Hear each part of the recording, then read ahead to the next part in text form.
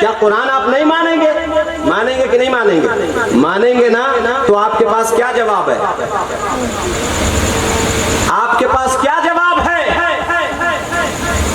تو آپ یہ کہیں گے کہ مولانا صاحب بات صحیح ہے، قرآن میں یہ بات لکھی ہوئی ہے اور اللہ نے اپنے محبوب سے یہ بات کہلوائی کہ اے محبوب آپ اعلان فرما دیں کہ میں تمہاری طرح ہوں۔ صحیح بات ہے مولانا صاحب، لیکن آپ یہ بتائیے کہ یہ قرآن کی کون سی والی آیت ہے؟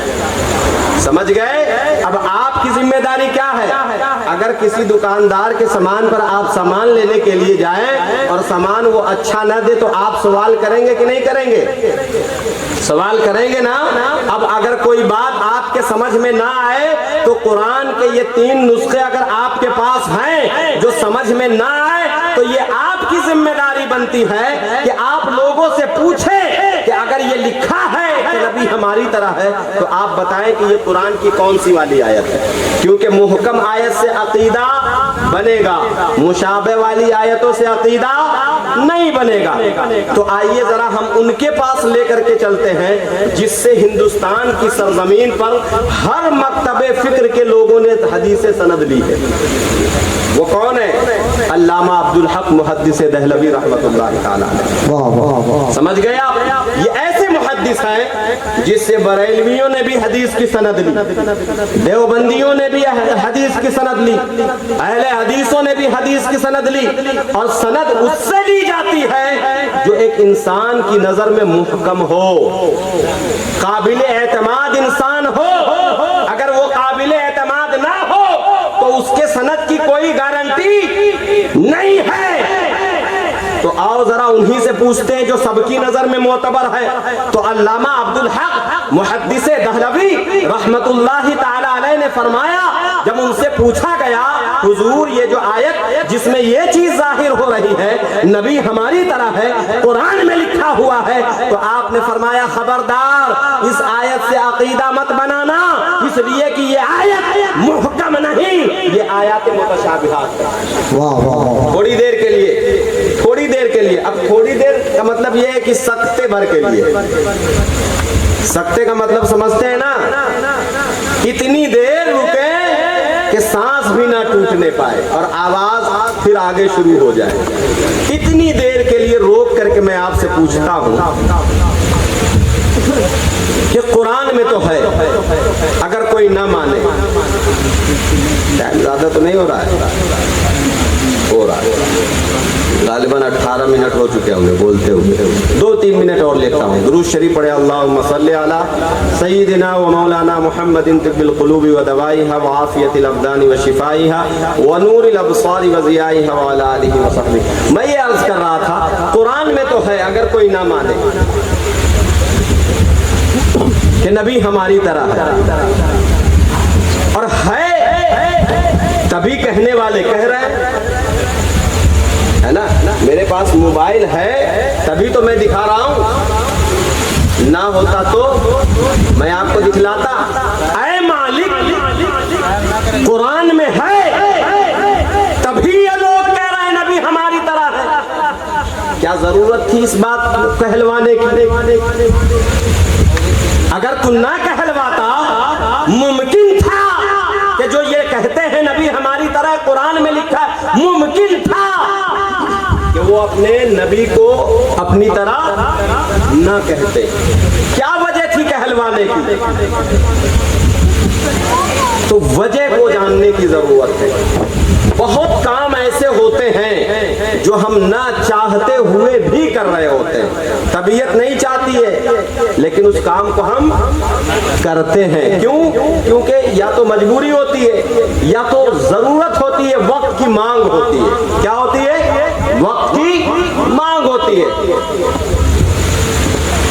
کوئی انسان یہ نہیں چاہتا کہ اگر کوئی دقت ہے تو اس کی سرزری کی جائے، کوئی چاہتا ہے، لیکن وقت کی ضرورت ہوتی ہے۔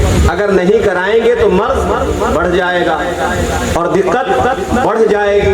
ممکن ہے کہ ایک انسان کو جتنی تکلیف ابھی ہو رہی ہے اس سے زیادہ تکلیف میں وہ مبتلا ہو جائے، تو یہ وقت کی مانگ ہوتی ہے۔ کیا کر رہے ہوتے ہیں ہمارا؟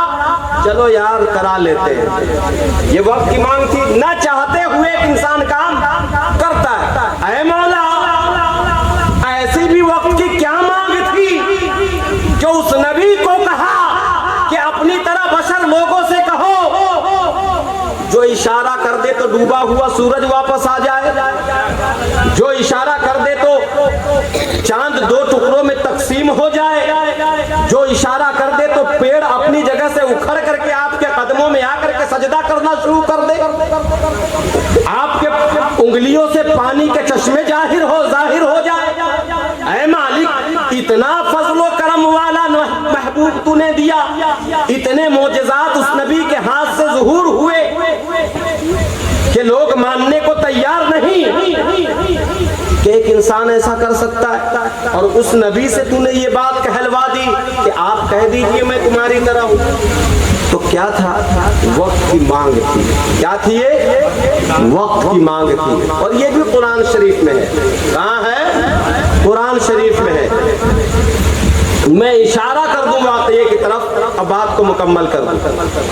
جب بھی بقرعید کا مہینہ آتا ہے تو اکثر مسجد میں جو امام ہوتے ہیں حضرت اسماعیل علیہ السلام اور حضرت ابراہیم علیہ السلام کے واقعات کو آپ کو سناتے ہیں کہ نہیں سناتے؟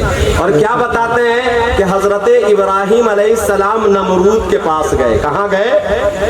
نمرود کے پاس گئے، اور نمرود کے پاس جو بھی جاتا تھا وہ کیا کرتا تھا؟ سجدہ کرتا تھا۔ کیا کرتا تھا؟ سجدہ کرتا تھا، اور جو سجدہ نہیں کرتا نمرود اس کو مار دیتا تھا۔ حضرت ابراہیم علیہ السلام بھی گئے۔ کہاں گئے؟ نمرود کے پاس۔ آپ نے سجدہ نہیں کیا تو نمرود نے کہا ابراہیم کیا آپ کو معلوم نہیں میں خدا ہوں، جو بھی لوگ یہاں آتے ہیں مجھ کو سجدہ کرتے ہیں؟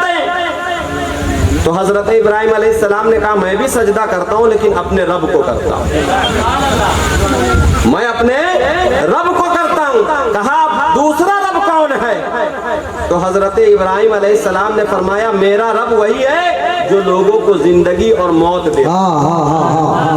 میرا رب وہ ہے جو لوگوں کو کیا دیتا ہے؟ زندگی اور اذ قال ابراہیم ربی الذی یحیی و یمیت، فرمایا میرا رب وہ ہے جو لوگوں کو زندگی دیتا ہے اور موت دیتا ہے۔ تو اس نے کیا کہا تھا؟ قال انا احیی و امیت۔ ابراہیم اس میں بڑی کون سی بات ہے؟ یہ کام تو میں بھی کرتا ہوں، میں بھی لوگوں کو زندگی دیتا ہوں، میں بھی مارتا ہوں۔ تو حضرت ابراہیم علیہ السلام نے کہا آپ کب سے لوگوں کو زندگی اور موت دینے لگے؟ کہا دیکھنا چاہتے ہو؟ کہاں؟ تو اس نے کیا کیا؟ دو قیدیوں کو بلوایا، ایک ایسے قیدی کو بلایا جس کو سزائے موت ہو چکی تھی، ایک اس قیدی کو بلایا جس کو آزادی کا پروانہ مل چکا تھا، تو جس کو رہائی کی گارنٹی مل گئی تھی اس کو اس نے مروا دیا، اور جس کو سزائے موت ملی تھی اس کو اس نے چھوڑ دیا، اور کہا ابراہیم قال انا